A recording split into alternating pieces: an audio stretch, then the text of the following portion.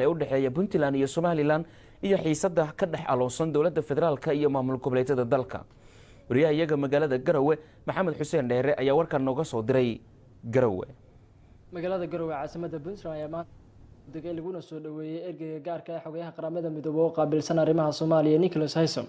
soo dhaweyn kadib Mr. Nicholas Haysom oo qasriga madaxtooyada Puntland ee Garowe ay kulan gaar ah ku wada yeesheen isaga iyo madaxweynaha Puntland Cabdulle Maxamed Cali. waxa uu horeyn ka hadlay ujeedkiisa Garowe iyo waliba waxyaalaha ay kulankan gaarka ah uga wada hadleen isaga iyo madaxweynuhu. The challenges facing the nation and the region, and we in particular looked at the modalities and ways in which both levels of government in Somalia can work together to achieve what Somalis want, which is peace and prosperity. And it was an important opportunity to underline the importance that for Somalia to succeed, everybody needs to work in the same direction, that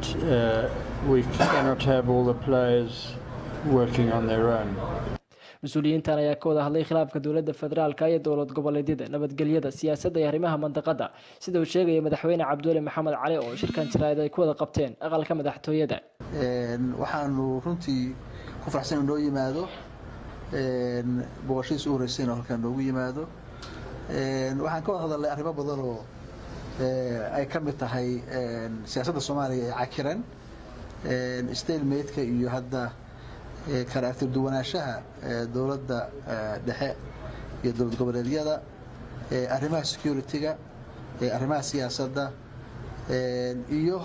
taageerada beesha caalamka ay siiso Soomaaliya iyo sida waxay fikir anagu aanu qabno inaanu sheegno dhankayaga sida xal loogu heli lahaa mushkiladaha Soomaaliya oo amnigu ugu horeeyo sidii la isugu soo dhawaan lahaa loo wada shaqeyn lahaa Soomaalidu u wada shaqeyn lahayd beesha caalamkuna oo Soomaaliya ay ula shaqeyn lahayd waxa warkaas oo faahfaahsan wararkeena dambe ayaad ku daawan doontaan hadduu April ka noqdo iyo wafdiga magaalada Garowe gaaray oo hogaaminayo wakiilka ergeyga gaarka jamciyadda qurmaha ka dhaxaysa u qaabilsan arrimaha Soomaaliya Ambassador Nicholas Haysom oo la kulmay madaxweynaha Puntland Cabdulle Maxamed Cali Gaas. xubnaha guddiga joogtada golaha aqalka sare ee baarlamaanka federaalka Soomaaliya ayaa kulankoodii caadiga ah ku yeeshay magaalada Muqdisho. gudoomiye Cabdi Xaashi Cabdullaahi ayaa kulankan shir gudoominaya waxaana ka qayb galay xubnaha guddiga joogtada ee golaha aqalka sare. qodobada ay kaga hadlayeen kulankan ayaa waxaa ka mid ahaa kulamadii gudoomiyaha aqalka sare uu la yeeshay xubno ka tirsan beesha caalamka kuwaasi oo dhexdhexaadin ka dhex wada dowladda federaalka Soomaaliya iyo maamul goboleedyada dalka. xogayaha guud ee golaha aqalka sare Cali Maxamed Jaamac ayaa kulankan markuu soo dhamaaday kadib la hadlay warbaahinta waxaana uu ka warramay qodobadii ugu muhiimsan oo ay maanta ka wada hadleen. muhiimadda ugu weyn waxay ahayd qodobadii ugu hor hadda maanta qabsoomay waxa ugu muhiimsanaa warbixin dheer oo gudoomiyaha uu u diyaariyay guddiga joogtada ah. warbixintaas wuxuu kaga hadlayay gudoomiyuhu kulamo uu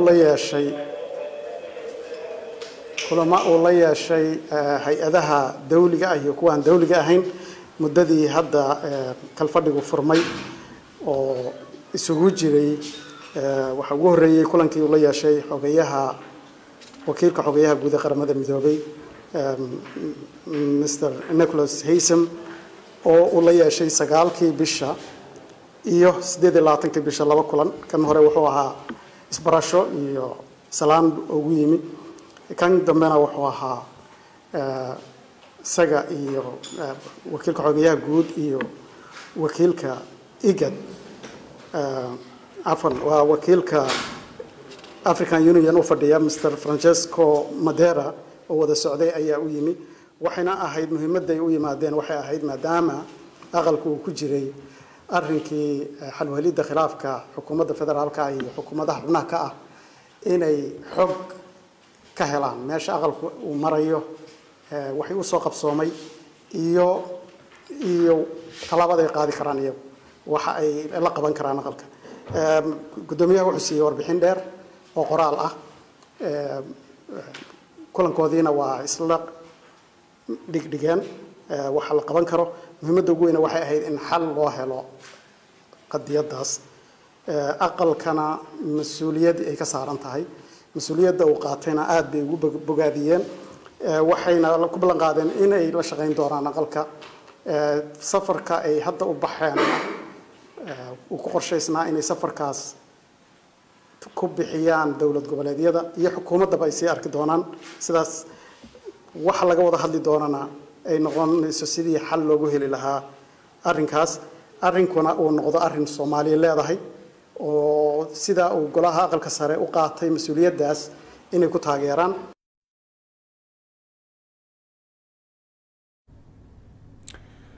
kaasi wuxuu ahaa xogayaha guud ee golaha aqalka sare baarlamaanka federaalka Soomaaliya Cali Maxamed Jaamac oo saxafiyiinta kula hadlayay xarunta golaha isagoo ka warbixinayay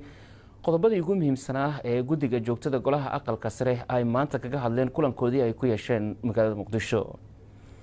isla wararka magaalada Muqdisho ayaan ku guda jirnay qaar ka mid ah saxafiyiinta ka howlgasha magaalada ayaa maanta ka qayb gashay kulan lagu xusayay 2 bisha November oo sanad walba la qabtay isla markaana loogu dabaaldego maalinta caalamiga ah ee tacdiyada ka dhanka ah warbaahinta. Sakariya Maxamuud Timacade ayaa warkan noo jeedinaya.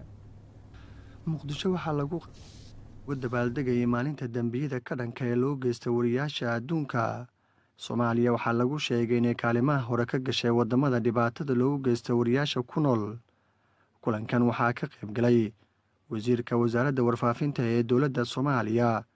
wariyaal iyo qaar ka mid ah madaxda warbaahinta ee ka howlgasha Soomaaliya. Macalin Faarax Cumar oo ah madaxa tababarada Nosoj oo ah ururka kulankan soo qaban qaabiya ayaa ka hadlay furitaanka kulankan. 10 sano ee la soo dhaafay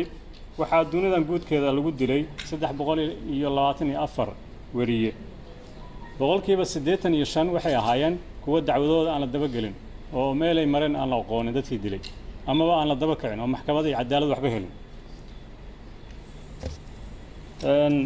Soomaaliya waxaa lagu dilay 64 10 sano ee la soo dhaafay ilaa 91 aan iraahdee dhammaantood waxay ahaayeen sabab la xiriira shaqadooda oo ah habka wax u wariyaan iyo maartay iyo in lagu caburiyo ka hadalka xorriyadooda sida ay tahay inay dadweynahooda u gaarsiiyaan. wasiirka wasaaradda warfaafinta ee dowladda Soomaaliya Daahir Maxamuud Geelle ayaa dhankiisa ka hadlay munaasabadan. macaayirta amba halbeegyada ugu sareeyo xorriyadda saxaafadda dowladda Soomaaliya inay dhowrto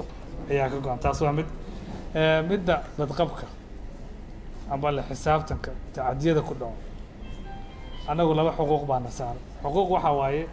saxafiga dalkan waxyaalo ku soo gaari karto inta badan waa saxafi Soomaaliyeed ka muwaadin ahaan marka wuxuu xaq u leeyahay dowladdiisu inay ilaaliso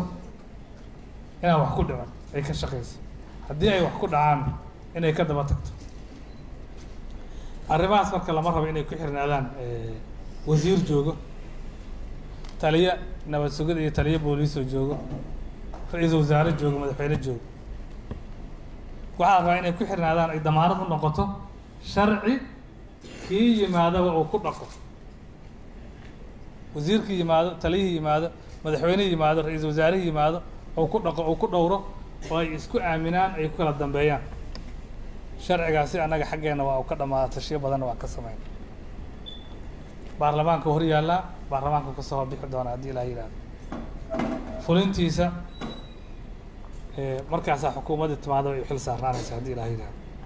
Zakariya Maxamuud Timacade, Universal TV, Muqdisho. wariyaha telefishinka Universal magaalada Hargeysa Xamse Cilmi ayaa isagana soo sheegaya in qaar ka mid ah saxafiyiinta ka howlgasha magaalada Hargeysa ay maanta ka qayb galeen kulan looga hadlayay badqabka saxafiga.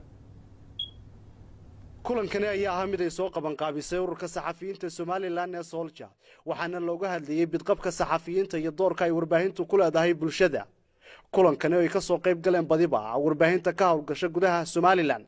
ayaa waxa ugu horeyn halkaasi ka hadlay gudoomiyaha ururka saxafiyiinta Somaliland ee Solja waxaana uu bayaamiyay kulankani waxa uu daarnaa in dhammaan ciidaha ay khusayso qodobadaasi oo dhami xil iska saaraan sidii looga shaqayn lahaa warbaahinta Somaliland sida ay maanta in badan ugu dhaanto marxaladda ay ku shaqayso runtii in halkaasi loogala sii dhawaado oo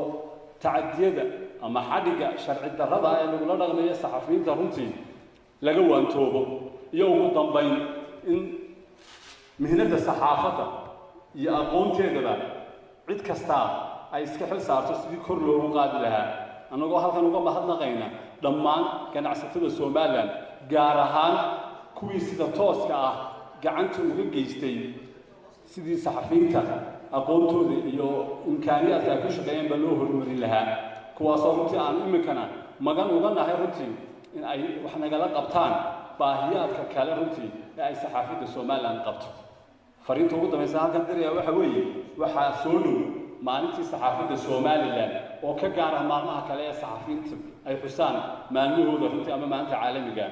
maalintaasi saxaafadda Soomaaliland runtii waxaa loo qoondeeyey in lagaga hadlo in ka badan intii laga hadli jiray baahiyaadka iyo duruufaha ku gadaaban saxaafadda ururka Sooja wuxuu qabtay tartan aqooneed saxafiyiinta lagu tartansiinayo in la siiyo abaalmarino kala duwan taas oo ku mutaysan doonaan dadaalkii iyo waxqabadkii runtii ay muujiyeen waxyaabaha ay ku tartamayeen ee kala duwanaa runtii maalintaas waxaa kaloo ku lamaan in saxafiyiinta Soomaaliland ay si mug leh aragtidooda ugala qayb qaataan dhammaan saxafiyiinta gobollada dalka ka iman doona sidii loo daadejin lahaa ama loo baraarujin lahaa runtii waxqabadka saxafiyiinta Soomaaliland xamse cilmi telefishinka caalamiga ah Universal Hargeysa halka warkaasi aad kala socotaan waa telefishinka Universal xaruntiisa magaalada Muqdisho goordhow qubanayaashii ciyaaraha iyo waliba ganacsiga ayaan tagi doonaa balse markaan aan soo qabto qodobka ugu dambeeya warkeena ee dibadda dowladda Iiraan ayaa shaaca ka qaaday inay sameysanayso diyaaradaha dagaalka si ay u isticmaalaan ciidamada militariga ee wadankaasi wasiirka difaaca ee dalka Iiraan ninka lagu magacaabo Amir Hatami oo ka hadlayay munaasabad ka dhacday dalkaasi ayaa sheegay in talaabadaasi ay muujinayso awoodaha Iiraan ay u leedahay inay kaga maaranto quwadaha caalamka Amir Hatami wuxuu yiri in kastoo ay jiraan cunaqabatayno nasaaran haddana uma dhutunayno cadawgeena aan dunida ku leenahay sarkaal ka tirsan dowladda Iiraan ayaa raadiyaha qaranka u sheegay in diyaaradaha dagaalka ay soo bandhigeen bishii Agoosto lagu sameeyay gudaha dalkaasi Iiraan si kastaba ha ahaatee qubarada militariga dalkaasi waxay rumaysan yihiin in diyaaradda ay Iiraan samaysatay ay la mid tahay nashqada diyaaradii dagaalka Mareykanka ah ee F5 Iiraan ayaa la daaladhacaysa inay sii haysato diyaaradda muddo dheer oo ay isticmaalaysay ee lagu sameeyay dalka Ruushka iyo Mareykanka marka ay timaado howlgalka ka socda Suuriya Iiraan waxay ku tiirsan tahay taageerada ay siiyaan diyaaradaha dagaalka ee wadanka Ruushka Iiraan waxaa saaran cadaadis caalami ah Mareykanka cunaqabatayno hor leh ayuu ku soo rogayaa Iiraan kadib markii 3 sano ka hor quwadaha caalamku ay ka qaadeen cunaqabataynta Mareykanka ayaa ka baxay heshiiskii nukliyeerka ee dalalka caalamka ugu awooda badan ee ay la galeen Iiraan sanadkii 2015 warkii caalamku aad kala socoteen telefishinka Universal